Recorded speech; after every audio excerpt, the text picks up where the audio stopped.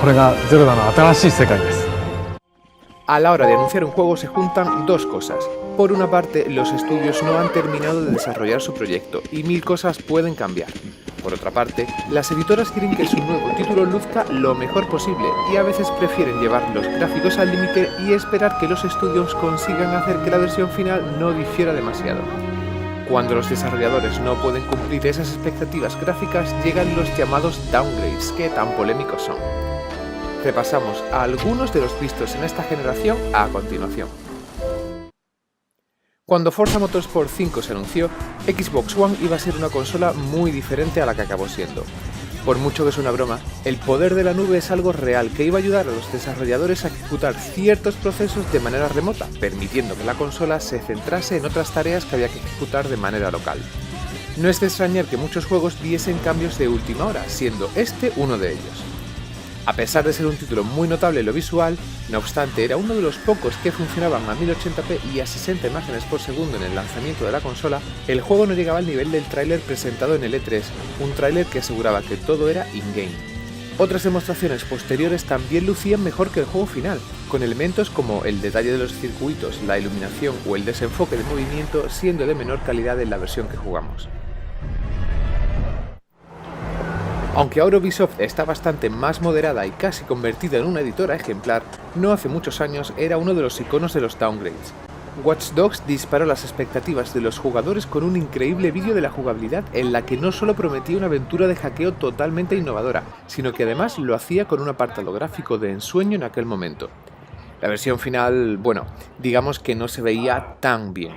Seguimos pensando que Watch Dogs se ve muy bien y que, cegados por las promesas de los vídeos preliminares, no supimos apreciarlo en todo su esplendor, pero esto no quita que el downgrade fuese uno de los mayores de los últimos años.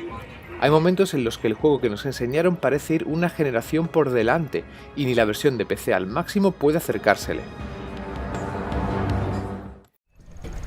Algo parecido fue el caso de The Division, que nos dejó boquiabiertos en su presentación y soñando con lo que las nuevas consolas serían capaces de ofrecer. El resultado también se quedó por detrás de lo presentado, y al igual que pasó con Watch Dogs, esta práctica acabó ocultando muchos de los grandes detalles gráficos que tiene la versión final. Sí, Tom Clancy's The Division terminó viéndose genial y siendo un gran juego, pero el nivel de detalle de los escenarios, la calidad de la iluminación, la cantidad de elementos en el entorno o ciertos efectos de humo o niebla no estaban a la altura de lo prometido. Viendo lo que está consiguiendo Ubisoft con juegos como Assassin's Creed Origins o Far Cry 5, ¿crees que conseguirá la secuela alcanzar los gráficos del anuncio? Otro de los títulos que Ubisoft presentó un poco más fuerte de la cuenta fue Rainbow Six Siege. El nivel de detalle que vimos en la presentación, tanto en lo que respecta a iluminación como a textura o complejidad de los escenarios, fue imposible de mantener en la versión final. La complejidad que ya requiere el concepto de juego como tal, suponemos, obligó a recortar algunos apartados visuales. La saga de Witcher consiguió ofrecer uno de los juegos más espectaculares de su momento con la segunda entrega, y obviamente la tercera entrega no podía decepcionar. Los primeros vídeos del juego nos mostraban un espectacular salto visual, con una iluminación y unos efectos de postprocesado, y un detalle que parecía imposible que las consolas del momento pudiesen ejecutarlo. Y así fue. Las limitaciones del hardware del momento hicieron que CD Projekt no pudiese llevar a cabo esa visión del juego. Lo cierto es que tampoco la llevaron a cabo en PC, una plataforma que había sido clave para el éxito de la saga, y cuya versión no llegó a lucir tan bien como las primeras versiones mostradas.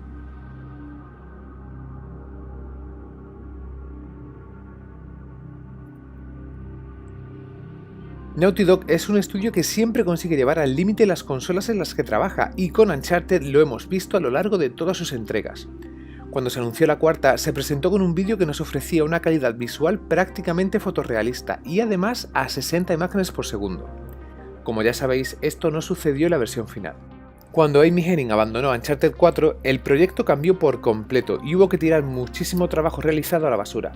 Entre ese trabajo descartado estaba la secuencia con la que se presentó el juego, por lo que es imposible compararla exactamente con la versión final, aunque sí hay otras parecidas. Aún así, tanto ciertos detalles gráficos de ese tráiler como la tasa de imágenes por segundo se vieron recortadas en la versión final. Desde que Neil Druckmann y Bruce Straley tomaron el control, parece que todas las demos mostradas se mantuvieron más fieles a la realidad. Kingdom Come Deliverance ha sido víctima de muchas polémicas, pero su apartado gráfico no ha sido una de ellas.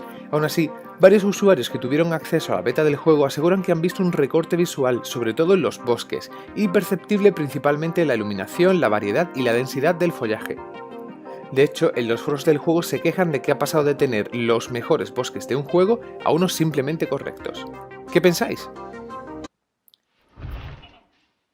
Lo de No Man's Sky da probablemente para su propio artículo. Pasar de hacer Joe Danger a un juego virtualmente infinito fue demasiado ambicioso para un pequeño equipo independiente, y obviamente esto les acabó pasando factura. Siendo un título generado de manera procedimental, es muy difícil poder hacer comparaciones exactas, pero con tan solo ver algunos de los trailers podemos notar la diferencia.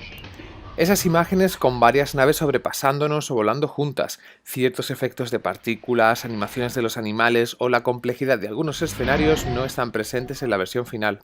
¿Los veremos en No Man's Sky Next? Como otros muchos juegos, Mass Effect Andrómeda no tuvo un desarrollo fácil y sus gráficos son uno de los aspectos que no llegaron a realizarse por completo. La última entrega de Electronic Arts se quedó algo atrás en lo técnico, con rostros que llegaron a convertirse en memes, ojos muertos en comparación con los del tráiler de presentación, iluminación bastante más pobre y, en general, un apartado visual que no cumplía con lo prometido.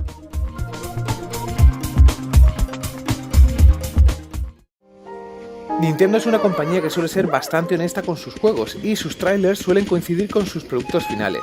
Eso sí, a veces se vienen un poco arriba y nos encontramos casos como el de The Legend of Zelda Breath of the Wild.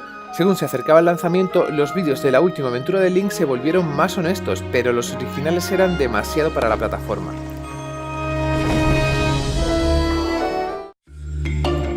Sea of Thieves ha tenido un extenso desarrollo y desde que lo descubrimos por primera vez hace 3 años también ha cambiado un poco lo visual. Y ojo, lo nuevo de Rare es un juego precioso que nos deja embobados con su calidad gráfica, pero incluso así no llega a alcanzar los niveles que vimos en el tráiler de presentación. En cualquier caso, Rare ha hecho un gran trabajo con el mundo de sus nuevos piratas, pero las diferencias son claras. Diferencias en la iluminación, el nivel de detalle del entorno o la interactividad de los barcos son perceptibles si comparamos ambos trailers. Como juego como servicio, no podemos descartar que veamos mejoras visuales en el futuro, aunque esta no suele ser una prioridad para los juegos que adoptan este formato. Las interrogaciones obviamente las usamos porque todavía el juego no ha salido al mercado y consecuentemente no podemos afirmar nada. Recientemente hubo bastante revuelo por la comparación de 2 trailers del nuevo God of War, en los que parece ser que la misma escena habría visto un downgrade perceptible. Esto ha sido desmentido por uno de los artistas del juego, que niega que haya empeorado la calidad visual. Sea como fuere, estas 2 secuencias muestran un combate muy similar, si no idéntico, en el que el nivel de detalle es menor en el vídeo más reciente, incluso con elementos del escenario que ya no están presentes, e incluso se podría discutir que los personajes se han visto ligeramente simplificados. Tendremos que esperar todavía un poco más para salir de dudas. I'm John Warner, Game Director for Anthem. Y vamos a cerrar siendo un poco malos. Si algo hemos aprendido durante todos estos años es que, normalmente, si algo es demasiado bonito para ser verdad, es porque no es verdad. Aunque esperamos equivocarnos, Anthem es una auténtica brutalidad gráfica que no terminamos de ver corriendo en las plataformas actuales sin un recorte visual. Ojalá nos equivoquemos, pero ¿vosotros qué pensáis?